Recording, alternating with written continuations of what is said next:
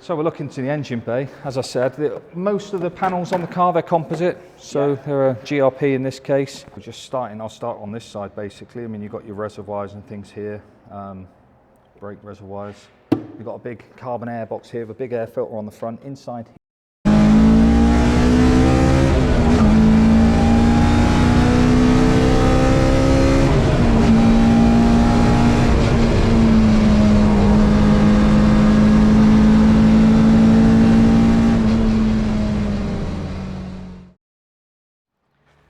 Welcome BTGers, fellow denizens of the internet and car enthusiasts. You may notice I'm not in Nürburgring today. Actually, I'm in Kelberg, only 5 minutes down the road. Behind me you will see this, because I'm at Richard's garage. Rich runs Ringtoys. He's not to be confused with the Rich that I'm about to meet inside, who's a different Rich who has an Alfa Romeo crossed with a Honda, some sort of genetic mishmash. He's offered that I can have a little drive of this car maybe tonight. We're going to go find out more about it inside. So let's go find out more about it inside, like I said. That's basically how the car arrived. When I saw it, I just fell in love. And then I had my own ideas that I wanted to try as best I could to convert that into some sort of road used car. I mean, effectively the car hadn't done much. The development work is brilliant. But in terms of use as a race car, I think the guy had done 5 25-minute sessions, and then he decided he wanted to buy into a Ginetta full-on race car, and I was lucky. And it was up for sale. Yeah, so I just said, right, straight away on the phone, that's it, I'm on my way to Sweden. 3,200 kilometres there and back. That was interesting with a trailer, in one drive. In one drive without stopping. Just that was not fun. And that's a couple of years ago now. Yeah. That was about October, about October, a couple of years ago. So, Brilliant. Yeah. So yeah, that's the starting point. And then as we stand today, I've actually got the German TÜV approval in my hand, and anyone who knows the sort of German paperwork system, to get this type of car approved is nigh on impossible. Everyone I went to, every specialist, every race car specialist, said no. No chance. And you're bearing witness to the fact that it's got a German plate on it right now, and there's the paperwork that testifies to the fact it meets German TÜV approval. It's a three-pager, guys. That's rare. I mean, a lot of Germans, they say, oh yeah, my car is modified, and they've got a couple of lines down here, Yeah. 2 pages is a lot, and 3 pages is right up there. Well, where this stands different to, say, your normal sort of TÜV approval, in Germany you have various sort of material specs that you can use. So parts are manufactured by companies, and they produce parts with paperwork. It's quite expensive actually when you're buying TÜV approved parts. In this case, it's all kind of one-off handmade components, so getting engineering documentation to support that. So just as an example, for instance, the springs for the TÜV approval, I had to get a letter from the director of this company, who, I mean, this company, they make Formula One car springs, they make springs for Öhlins, original manufacturer type stuff, and the detail they go to, stressing the part number, exactly the internal diameter of the springs, the type of material they're made from, the strengths, and and that's the type of thing that the TÜV approval needs. Just for the fuel tank, they just won't accept that it's a brilliant, well-made, motorsport fuel tank. They want to see pressure system tests, and they've got certain regulations that meets. So then obviously I've done pressure tests using certain aircraft, actually pitot-static test set to do this, and there's just some examples of the sort of daft things that they need. Weighing the vehicle, dyno runs, but I mean, if you look at some of the lengths the guy went to, the car is was not only road registered in Sweden, he had it actually FIA approved as well. So the certification process for the cage, I mean, it's a beautiful document. It shows every single weld that's been done, and this is the requirement, all a certain certificate number specified just for this one car, because it is a one-off, and that was not cheap to have that sort of thing done. There's for the cat, So I mean, all the documents are there. That's the sort of things they need for the German TÜV process, and a lot of the things I do when I look at it, I do kind of all of this one-off design stuff. These are some top mounts for a 911 I've done in the past. Nice, because if we start having a look through the car now, should we start at the front? Why not? Let's do it logically. So, okay, looking at the front of the car, you can see that all of the front spoiler system that we saw before, that would have taken and dropped the car down to about here, I've removed. And on the original cars, you did have the sump that sat below, which was kind of air-cooled. There was veins in it. So I've made this panel here, so there's airflow going directly into the sump there. Okay. And then that carries on through. And also, in terms of airflow through the front here, we've got a fan on the front. The air goes through the radiator, and then it's diverted up via a scoop, which we'll look into the bonnet shortly. You know, it's a very, very clever design. From an aerodynamic perspective, I mean, the car, obviously, it's a 1960s design, so that's not its raison d'etre, but it's really been cleverly put together. It drives really well. I mean, some of the characters been altered in that on the back end. You know, it no longer has a live axle; it's got conventional coilovers. So completely. We'll look at that in a sec. But yeah, so the front end is still a very aggressive front end. It's been de-chromed. All the front bumpers obviously gone. I don't know if you're familiar with this type of car, but you know, it's basically a steel shell, so they're a bit of a pain. You can't just remove a wing, it's all one part of the front end. So we're looking to the engine bay. As I said, most of the panels on the car, they're composite, so they're a GRP in this case. Come round to the side. Just to pedal backwards just for a second, because if you're at home wondering what this is a Honda S2000 2-litre VTEC engine, so this is the F20C that you normally find in an S2000, and then normally it's making 220 horsepower, I think? About 240 stock. 240 stock, is it? Yeah, okay. they're about 240, yeah. So in this case, if I take just the base engine, it's been modified. It was completely stripped and rebuilt, new shells, bearings, chains, everything. Then it had a lightweight flywheel fitted. Yep. It's got completely baffled sump system underneath, lowered sumps, obviously great oil capacity, obviously for the race car.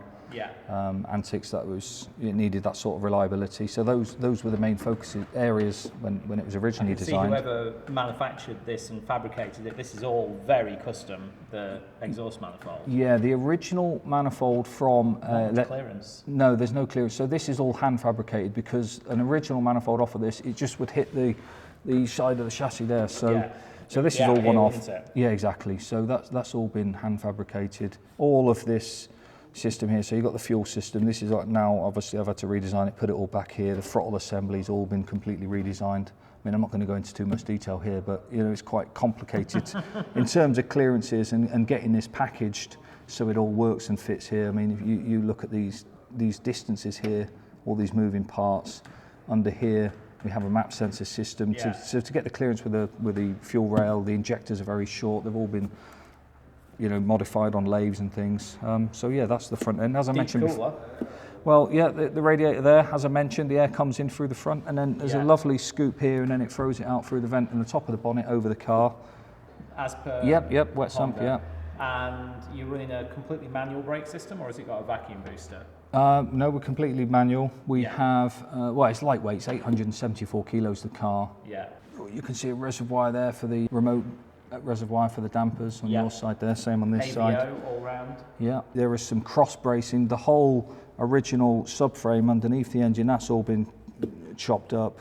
So there's lots of cross bracing and things running all through the chassis at the front end. In fact, all over the whole car. We'll see when we jack it up in a second.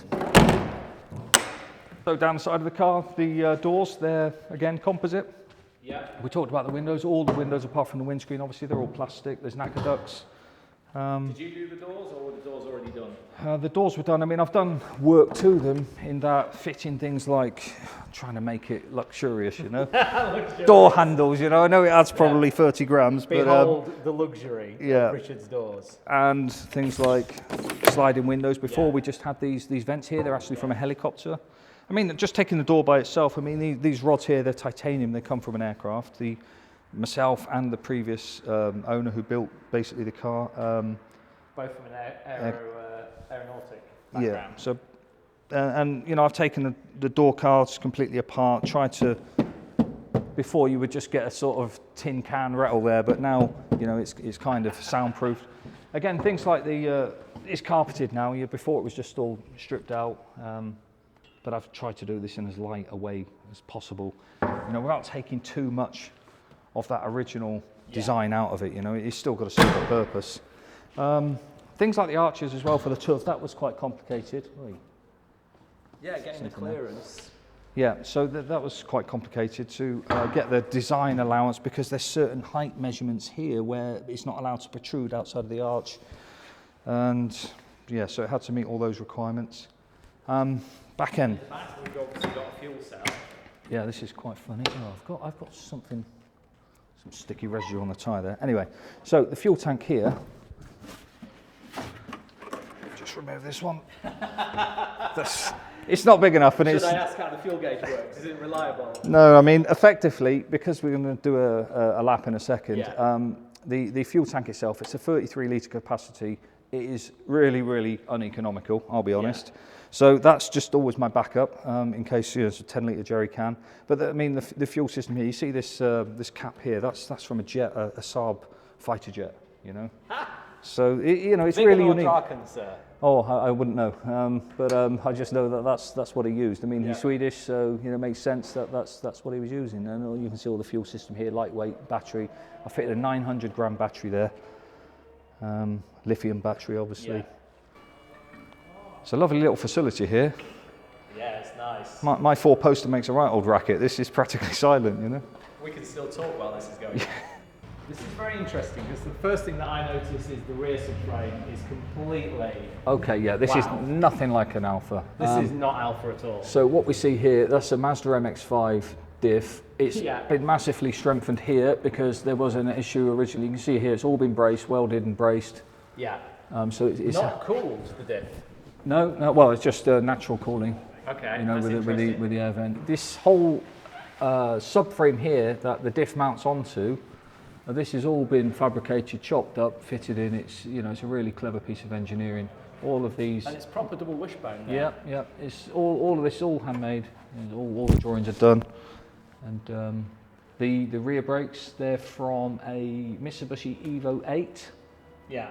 The floating discs, the calipers are off the Evo 8, and then obviously there's a separate caliper for the handbrake. The exhaust obviously has been handmade. It's actually, as I said. Again, that just makes me think of the TUV with the cable-operated separate caliper there. Yeah. So I mean, it's actually quite quiet on tickover. Yeah. It's the harmonics of the exhaust, they work quite well actually.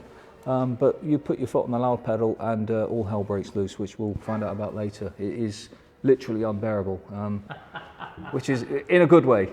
Yeah. And here we've got standard chassis up until this point, which obviously used to house a spring, I guess. Correct, yeah.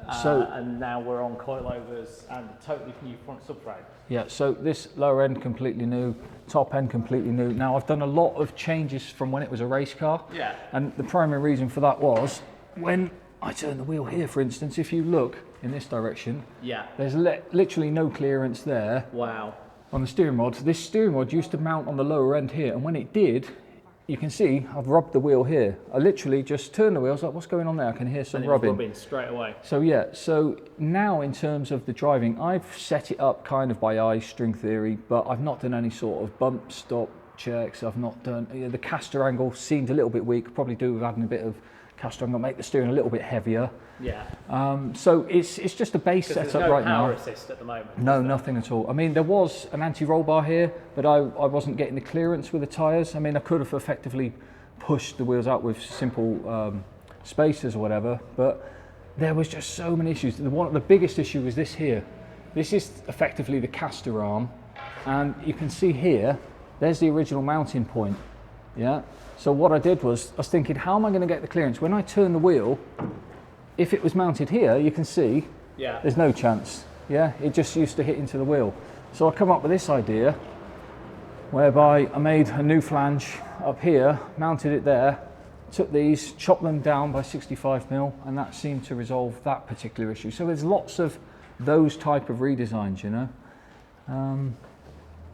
So that's where we are with the front end. Yeah, it's got a Mark 1 Escort steering rack, which is a modified ratio.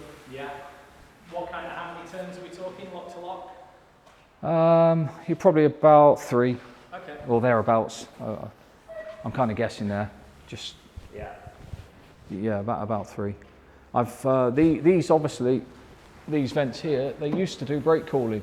Yeah. But I decided to run the brake if you look inside here, directly into the cabin now, just to add a little bit more airflow. Because the brakes, they're massively overspec'd. On the front end, they're actually from a modern Seat Leon Cupra Type R or whatever they're called. Oh, right. So, I mean, they're designed... Normally stopping 1,300 kilos of...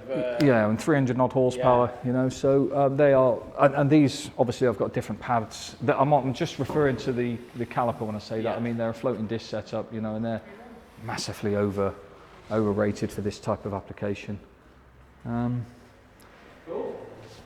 So, yeah, you can see all this cross bracing and stuff here, you know, just to stiffen the shell up.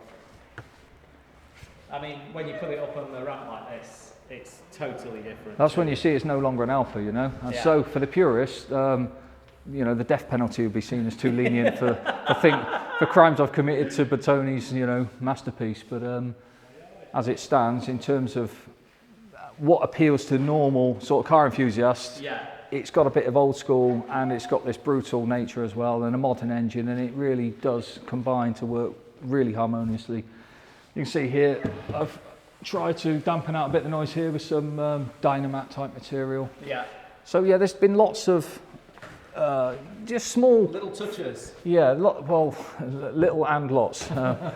Lots of redesign. This is the standard S2000 gearbox. Yeah, that's a 6-speed S2000 gearbox. Obviously a lower final drive because it's an MX-5 normally revving to like 6,000. Yeah, so this is a 4.77 diff, and I've got a 4.1 at home as well. So my idea was 4.7 is very short. Yeah.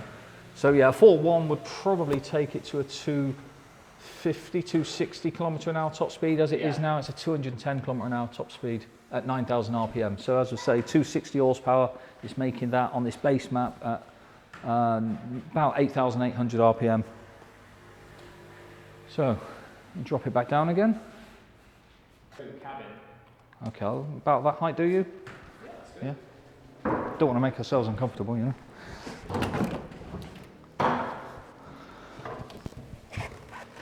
Okay, so in terms of the cabin, you can see these Sparco Sprint 5 seats. Not the best. I recognise these, yeah. I've got a pair of these. Okay.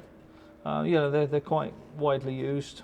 Good motorsport application. I've got some proper, you know, hands type seats as well. But I mean, for road use, they'd just be a pain in the bum. You can't see out the wing mirrors and things.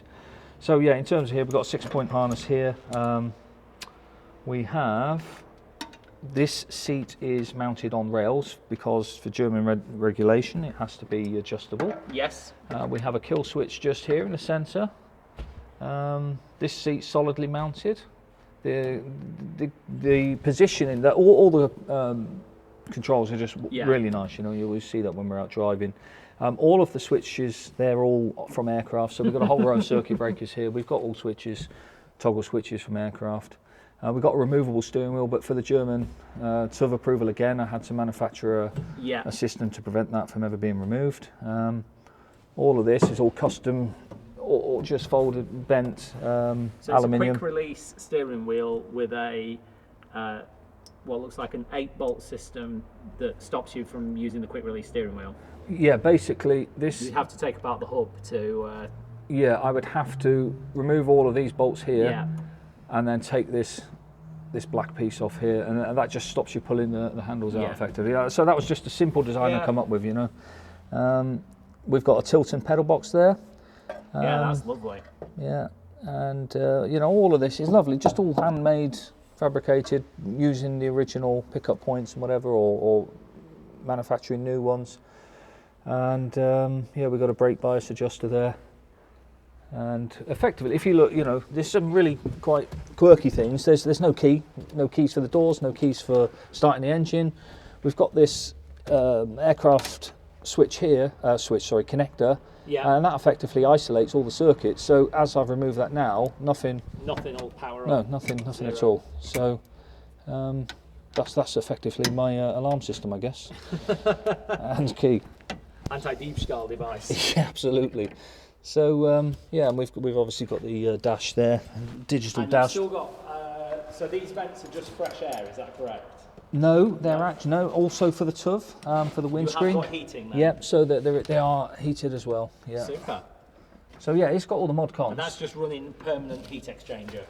I would like to tell you what it is, but you just laugh. Let's not discuss that. It Yeah, passed tough, it that's passed. all we need to know. Yep, and it does the job. Exactly. So yeah, it was a very creative way to produce a heat. hot air, yeah. Yeah. So yeah, that's the inside. Cool. Back end all stripped out. Yeah. Oh, and of course, let's not forget we have our standard 3-point safety belts. Yeah, absolutely. In addition to the racing harness for the driver. Yeah. Oh, it'd be too heavy to have another harness, you know. So. And anyone stupid enough to jump into the passenger seat with somebody. Yeah, they're very brave. Yeah. Good. So yeah, I mean, there's still lots of things I'm working on in terms of airflow in and out of the cabin. You can see there's been some holes drilled out here in the past. Yeah. So I've covered them up. So I want it as a road car. So this is just a simple solution to, you know, stop rain getting in and whatever. The back end we've already looked at. So close that up. Yeah, I mean the back rear arch is, rear axle's been extended out 180 mil. The front end probably about 120. Yeah. So there's regulations there in Germany as well in terms of percentages. I think you're allowed a 2% increase overall axle diameter. But yeah, I mean effectively that's the car. If I drop it down now, you can see it on its way. The number plate, it's probably best from the back. Just been registered. It's an Alfa 115. Yes. And hence the wild 115.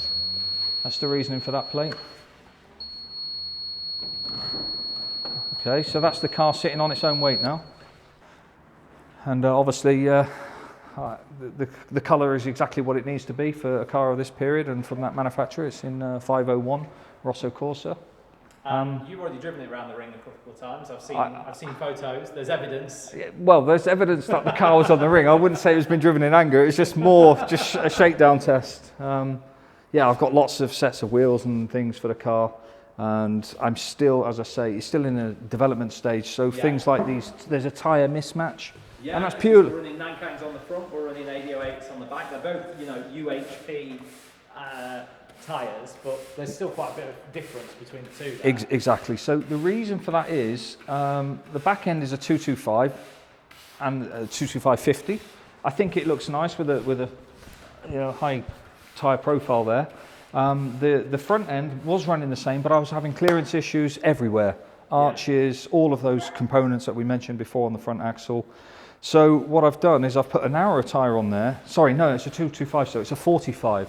So I've dropped the profile slightly, and that helped with the clearance issues I was getting. But because it was development, I didn't want to go buying stupidly expensive tyres. No. I still want a serious tyre for the purposes of But as I've removed the front anti-roll bar now, that will naturally add a sort of oversteer effect. So what I'm thinking is I'm going to have to do a bit of play with tyre compounds anyway to try and get that balance right in future. But that's where it is today. That's purely a function for so we're not clearance. The front anti-roll bar at the moment. No, completely gone. Of course, normally these spring rates and everything that was on slicks. Yeah. You've not changed the spring rate. No, not adjusted that at all.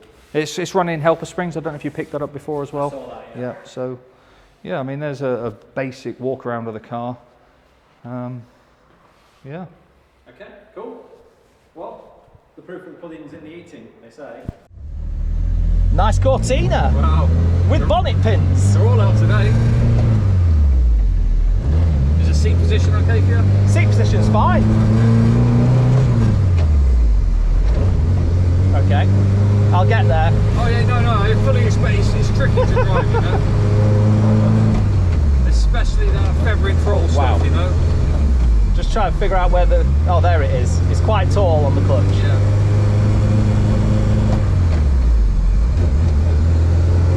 It's like any new car, but one that's so close tolerance, you know, it really accentuates every little, you know, that's all the blemishes.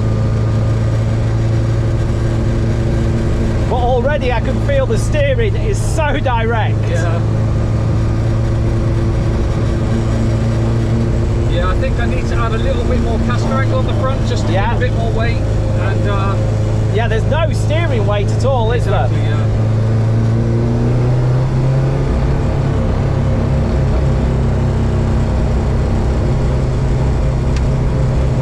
You remember about the indicator, yeah? It's self-conscious.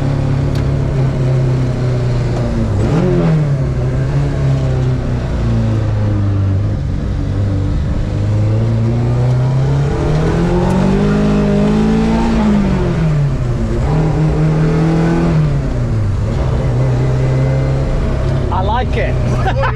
First side, I fucking love it. Yeah, I kind of try to take away some of that edge to make it a more joyful experience on the road, you know? Yeah. That's, like you'll see around this fucking bend here.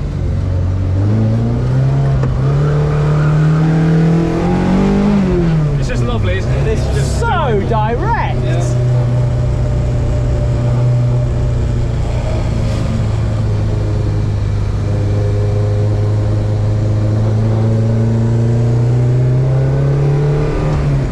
The engine really suits the character of the whole car. I wouldn't ask an Alfa purist that, but yeah, it's a wonderful engine because it's so light. You don't need to worry about that whole VTEC thing. Yeah. And underneath the VTEC is kind of tractable. It's quiet, and you can see you're already pulling slides with it out of the VTEC zone. You know. Yeah. Once you're on throttle, I mean, you've got to be careful. Yeah. It's lunacy. There we go. Oh, I'm very excited now, Richard.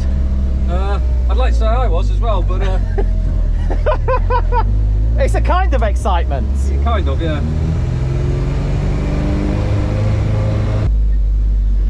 Nice E30 M3. Yeah.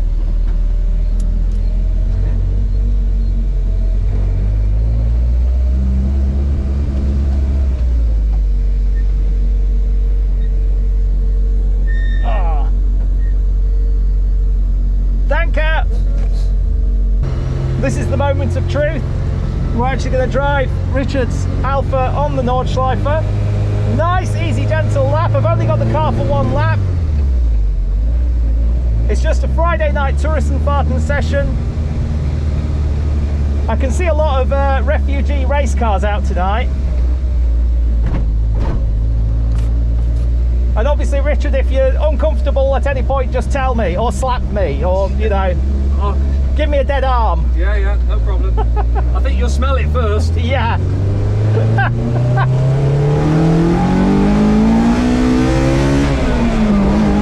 Oh, wow.